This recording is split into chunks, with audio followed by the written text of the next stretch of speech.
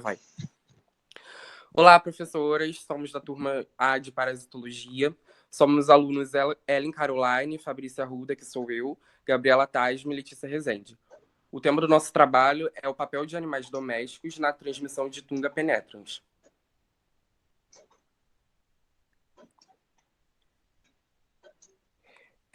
Então, a Tunga penetrans ela é popularmente conhecida como bicho de pé, jatecuba, bicho do porco, tom, cico e alguns outros nomes populares. Aqui será como o nosso trabalho vai ser conduzido, que é a introdução, ciclo biológico, vamos falar sobre a tunga fêmea, a transmissão, profilaxia e o tratamento. Tunga penetrans. A tungise é uma ectoparasitose causada pela fêmea da Tunga penetrans. É da ordem Siphonaptera, família Tungidae. É a pulga da areia, sendo a fêmea o bicho de pé, pois depois de fecundada parasita principalmente a pele dos sinos cães e eventualmente do homem. A menor pulga conhecida, cerca de 1 milímetro na sua fase adulta. Ela se alimenta de sangue e acomete animais domésticos e o homem, zoonose. E aqui vamos falar um pouco sobre a distribuição geográfica da Tunga penetrans. Ela é nativa principalmente em regiões de clima tropical e subtropical, com áreas de ocorrência na América Central e América do Sul, ilhas do Caribe, África tropical, alguns casos também na Índia, Paquistão, além de ocorrerem casos nos Estados Unidos, decorrentes da importação do parasito de outras regiões para áreas de clima temperado. Vai. Eu sou Letícia Rezende e agora eu vou falar um pouco sobre o ciclo biológico da Tunga penetrans. A primeira fase é o ovo, que mede entre 600 a 320 micrômetros. A segunda fase são as larvas, que saem dos ovos de 1 a 6 dias depois da postura e ficam parcialmente enterrados no solo arenoso. A terceira fase é a pupa, que se forma de 5 a 11 dias após a eclosão da larva. O casulo é protegido por grãos de areia. O processo de metamorfose da pupa se completa em 9 a 15 dias. A quarta fase, a tunga já é adulta.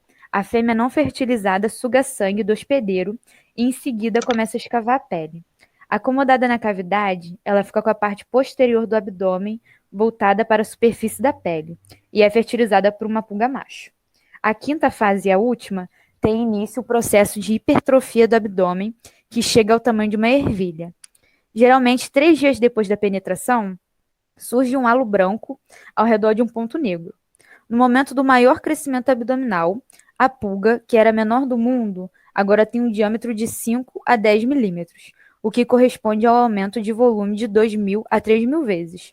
Esse abdômen tão aumentado abriga entre 100 e 200 ovos, que estão maduros e prontos para ser dispersos.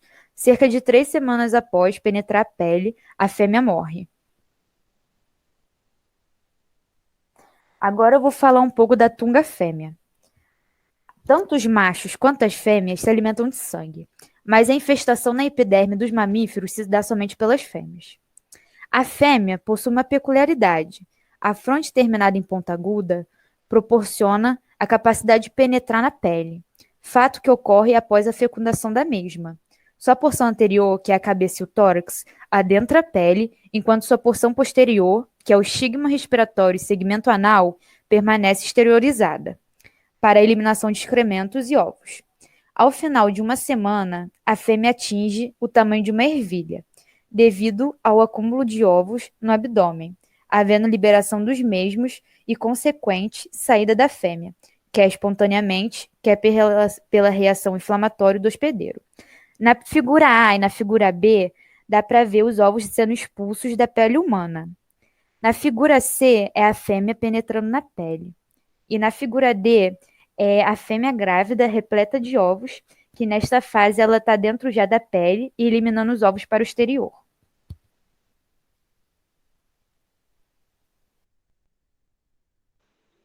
Então, boa noite. Me chamo Ellen e eu vou falar sobre a transmissão da tunga. Então, o parasita é o mais comum em locais arenosos, quentes e secos. qualquer parte do corpo do pet que fique exposta ao parasita poderá ser atingida. Mas como a gente pode ver, é, as mais atingidas são as que ficam próximo do solo, que são os coxins, que são aquelas almofadinhas da patinha, a região periungueal, que são as laterais das unhas, a região interdigital, a cauda, testículos e também nos focinhos, que como a gente pode ver nessa segunda imagem.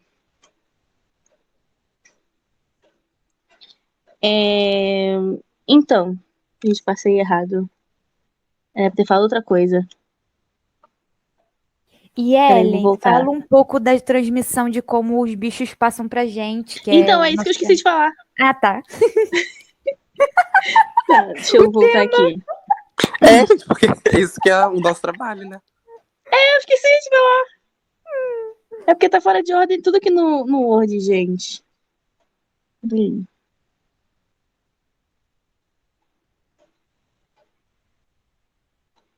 Pronto.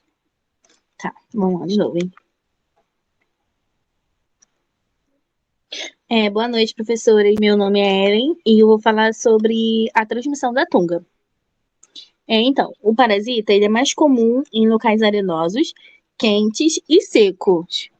Então, ou seja, nas áreas rurais e nas praias. Também são muito propensas a casos de bicho no pé do cachorro. Mas isso não quer dizer que animais de outras regiões estão livres do problema, né? E qualquer parte do corpo do pet que fique exposta ao parasita pode ser atingida, mas normalmente as que ficam próximas do solo são as mais afetadas, como os coxins, que são as almofadinhas das patinhas, a região periungueal, que são as laterais das unhas, a região interdigital, a cauda e testículos, além dos focinhos, como a gente pode ver nessa segunda imagem. E a transmissão da pulga, ela é muito parecida. E como que funciona? Nós temos o reservatório, que é o hospedeiro que está contaminado, no caso, os cães e os gatos, né? E com isso, contaminam o ambiente e, posteriormente, vai contaminar o humano, né? E os animais mais infectados são os porcos, o cão e o gato. E esses dois últimos sendo os animais domésticos, que por consequência transmitem para os humanos. Mas lembrando que não é somente assim que se adquire o bicho do pé. Então, os sintomas são prurido, edema, erupções na pele, dor, e no centro, como a gente pode ver nessa imagem, fica uma pontinha preta. E em volta é branco. Também da coceira, secreções e, nesse caso do edema, seria o inchaço. Olá, meu nome é Gabriela Tasmo e eu vou falar sobre a profilaxia. Então, a primeira medida é evitar andar descalço, porque é preciso que se use sapatos em locais onde há animais contaminados, insalubridade ou solos arenosos e rurais, para evitar a contaminação por esses parasitas. Utilizar botas de cano, né, de cano alto, é muito importante, porque isso afirma o que foi falado acima, né? Que as botas de cano alto elas são mais indicadas para proteção em área rural. Elas têm uma proteção maior. A terceira medida é que os animais devem ser examinados regularmente, porque os animais domésticos eles são ótimos companheiros, mas se eles são mal cuidados, eles podem apresentar perigos à saúde do dono, e assim mesmo. Por isso, é importante um acompanhamento com o veterinário periodicamente e a higienização do animal e do local em que ele vive. Evitar também entrar em casas abandonadas, né? Atentar-se aos locais por onde esses animais transitam, porque é preciso prestar atenção nisso, se é o animal onde ele está andando, se ele está andando em locais propícios ao contágio. e assim, né, trazendo para esses locais de casa abandonada, desabitadas, são locais propícios ao contágio, assim como áreas rurais, solos arenosos, enfim. Próximo. Agora, falando sobre o tratamento, né, da doença, o tratamento ele consiste na extirpação dos parasitas em condições assépticas, ou seja, o parasita é removido por um profissional de saúde e esse tratamento ele vai evitar a contaminação por micro-organismos e esse procedimento consiste em a utilização de uma agulha estéril e, posteriormente, a aplicação de antibiótico no local.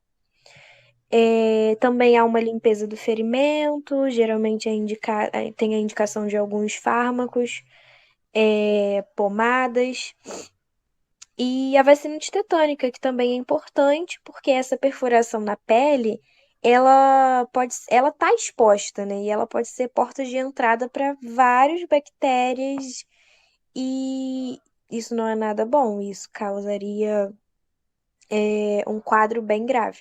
Então, por isso que é necessário essa vacina antitetânica, porque em casos mais avançados pode causar amputação do membro.